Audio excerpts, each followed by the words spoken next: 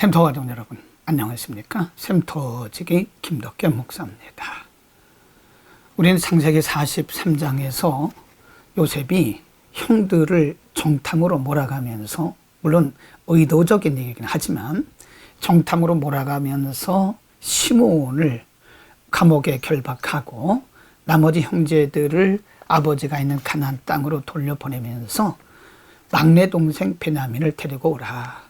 베냐민을 데려오기까지는 내가 너의 진실을 믿을 수 없다는 명령을 받고, 이제 요셉의 형제들이 가나안에 있는 아버지 야곱에게 가서 그 간에 있었던 모든 과정들을 다 설명을 하고, 이제 유다가 아버지를 설득하고 베냐민을 데리고 애굽에 도착하는, 그래서 애굽의 총리인 요셉 앞에 서는 장면까지 우리가 공부를 했습니다. 오늘은 창세기 44장 1절부터 17절인데요. 오늘 본문에서는 요셉과 그리고 요셉의 형들 사이에 일어났던 일들을 구체적으로 기록을 하면서, 특별히 이제 요셉이 형들을 다시 가나안 땅으로 보냅니다. 그러면서 의도적인 일을 또 행하는데요. 오늘 본문에서 그 모습을 볼 수 있습니다. 44장 1절에 요셉이 그 청지기에게 명하여 가로되 양식을 각 사람의 자루에 실을 수 있을 만큼 채우고 각 사람의 돈을 그 자루에 넣고, 또 내 잔 곧 은잔을 그 소년의 자루, 그 소년은 베냐민이겠죠. 그 소년의 자루 아고에 넣고 그 양식값 돈도 함께 넣으라 하매 그가 요셉의 명령대로 하고 개동시의 사람들과 그 나귀를 보냈다라고 말합니다. 요셉은 자신의 동생 베냐민의 자루에 은잔을 넣는 그런 작전을 쌉니다. 그리고 그 형제들을 아버지가 계시는 가나안 땅으로 다시 보냅니다. 4절, 그들이 성에서 나가 멀리 가기 전에 요셉이 청지기에게 이르되 일어나 그 사람들의 뒤를 따라 미칠 때에 그들에게 이르기를 너희가 어찌하여 악으로 손을 갚느냐. 5절, 이것은 내 주인이 가지고 마시며 늘 점치는 데 쓰는 것이 아니냐. 너희가 이같이 하니 악하도다 하라. 그리고 요셉의 명령을 받은 청지기가 그 요셉의 형제들의 뒤를 따라가서 요셉이 시킨 대로 그렇게 얘기를 합니다. 이렇게 말합니다. 청지기가 6절, 그들에게 따라 미쳐 그대로 말하니 그들이 그에게 대답하되 우리 주여 어찌 이렇게 말씀하시나이까. 그리고 8절에 보면 우리 자루에 있던 돈도 우리가 가나안 땅에서부터 당신에게로 가져왔거늘 우리가 어찌 당신 주인의 집에서 은금을 도적질 하겠습니까? 종들 중 누구에서 발견되든지 그는 죽을 것이요 우리는 우리 주의 종이 되리이다. 그가 가로되 그러면 너희 말과 같이 하리라. 그것이 누구에서든지 발견되면 그는 우리 종이 될 것이요 너희에게는 책망이 없으리라.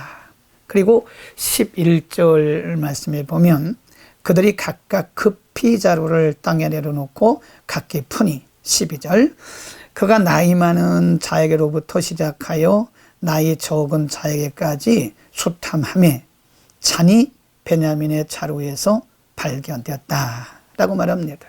당연하겠죠. 요셉이 의도적으로 베냐민의 자루에 그 잔을 넣었기 때문입니다. 13절, 그들이 옷을 찢고 각기 짐을 나귀에 싣고 성으로 돌아왔다라고 기록을 합니다. 참으로 복잡하고 형제들이 생각할 때는 어이없는 일입니다. 아무리 생각해도 그 요셉의 은잔을 훔친 자가 없습니다. 요셉의 형제들은 참으로 기가 막힌 상황을 만나게 된 것입니다. 물론 요셉의 전략입니다. 14절, 유다와 그 형제들이 요셉의 집에 이르니 요셉이 오히려 그곳에 있는지라. 그 앞 땅에 엎드리니 요셉이 그들에게 이르되 너희가 어찌하여 이런 일을 행하였느냐. 나 같은 사람이 점 잘 칠 줄을 너희가 알지 못하였느냐? 유다가 가로되 우리가 내주께 무슨 말을 하오리까? 16절에 유다가 이렇게 요셉에게 말합니다. 유다가 가로되 우리가 내주께 무슨 말을 하오리까? 무슨 설명을 하오리까? 어떻게 우리의 정직을 나타내리까?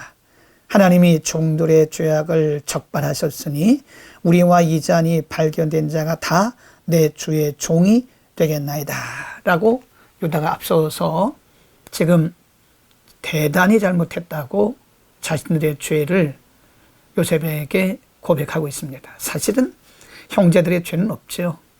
요셉이 의도적으로 한 전략이었으니까요.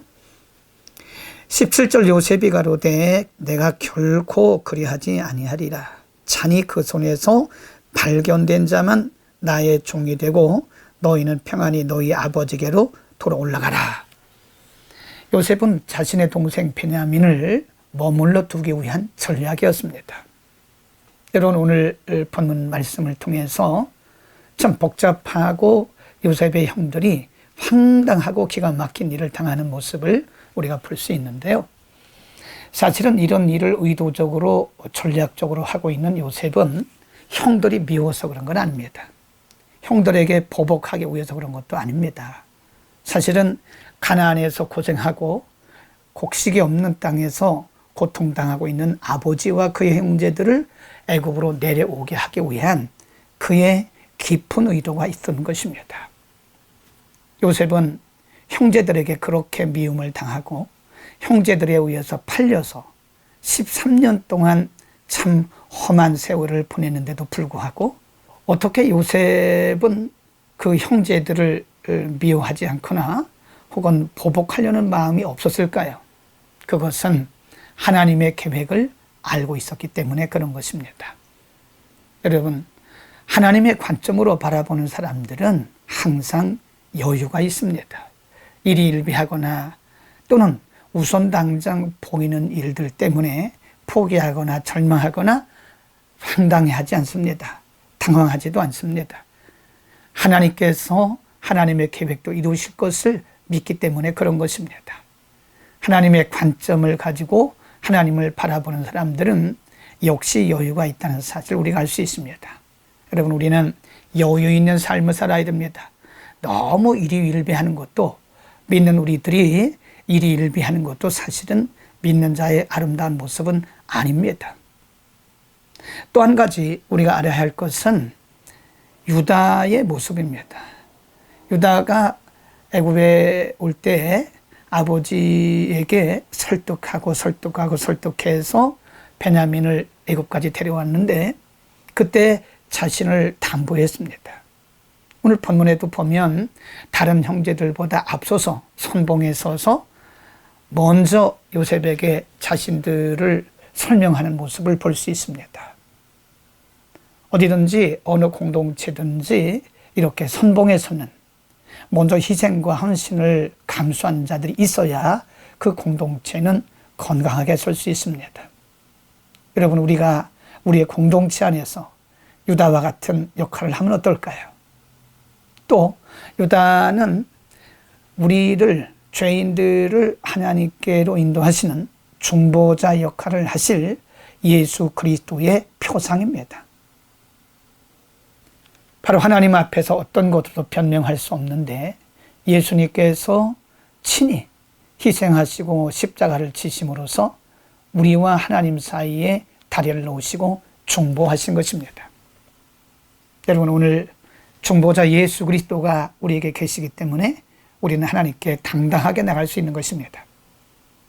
오늘도 유다처럼 우리의 공동체 안에서 희생과 헌신으로 선봉장에 서고 무엇보다도 요셉처럼 하나님의 섭리와 계획을 믿기 때문에 여유 있게 살아가는 믿는 자의 아름다운 모습을 볼 수 있기를 축원합니다. 기도하겠습니다. 걸어가신 아버지, 오늘 요셉은 형제들 앞에서 어떤 인간의 감정이나 인간의 분노를 드러내지 않고 오히려 형제들을 그리고 아버지를 애굽으로 모셔오기 위한 그의 전략을 우리가 보면서 그가 그렇게 할 수 있었던 것은 바로 하나님의 섭리를 보는 하나님의 관점이 있었기 때문인 것을 우리가 압니다. 하나님의 관점으로 살고 믿음으로 하나님을 신뢰하는 사람들은 이렇게 여유가 있는 것을 우리가 압니다. 우리에게도 이 세상을 바라보는 하나님의 관점을 주셔서 이 세상에 일어나고 있는 일들 때문에 우리가 일희일비하지 않고 여유만만하게 주님을 섬기도록 축복하여 주옵소서. 예수 그리스도의 이름으로 기도드립니다. 아멘.